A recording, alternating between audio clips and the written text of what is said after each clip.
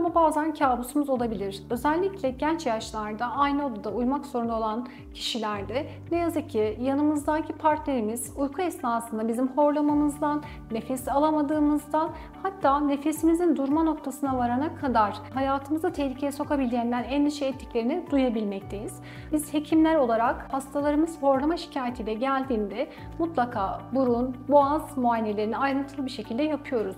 Burunla alakalı horlamaya neden olabilecek geniz eti, burun eti büyümesi, burun kıkırdak ve kemik eğrilikleri ve hatta alerjik ve enfeksiyon nedenlerini görebilmekteyiz.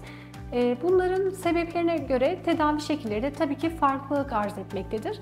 Yine damakla alakalı küçük dil büyümesi, damak ön arka çapında darlık artı bademcik büyümesi de horlamaya neden olabilmektedir. Dolayısıyla biz hastalarımızda sebebe yönelik tedavi seçeneklerimiz olduğu gibi bazen medikal tedavi, bazen de cerrahi tedaviden bu durumlarda faydalanabiliyoruz.